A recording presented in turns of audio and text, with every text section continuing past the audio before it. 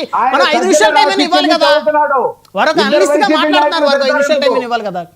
ఇద్దరైనా 100 మంది అయినా నువ్వు ప్రభుత్వంలో ఉన్నప్పుడు సమాధానం చెప్పడానికి కూర్చోవాలి. ఇద్దరుంటే పారిపోతావా ఏంటి?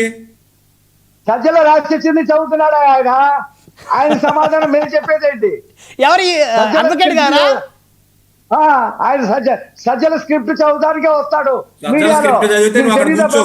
సజ్జల స్క్రిప్ట్ తో నాకేం పని లేదు. నేనేమో నీకులాగే స్క్రిప్ట్ సబ్జెక్ట్ లేనివాడిని కాదు, ఏది పడితే అది మాట్లాడతానికి. నీ స్క్రిప్ట్ ఏంటో నువ్వు ఆడేంటో ఆడు మాట్లాడతాడు మళ్ళీ. మాకు తెలుసులే నీ విశ్లేషణ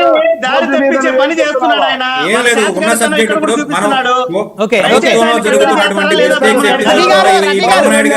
మ్యూట్ చేయరు. రవి గారు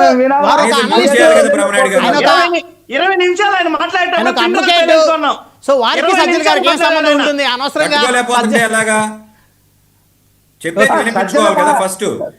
ఆయన ప్రజల్లో లేనటువంటి వ్యక్తి, ఆయన ప్రజల్లోకి వచ్చినప్పుడు ఆళ్ళు చెప్పిన మాట కాకుండా ఇప్పుడు 2019 నుంచి ఈ సమస్య వచ్చిందా మీకు అని అడుగుతున్నాడు డిప్యూటీ సీఎం గారు.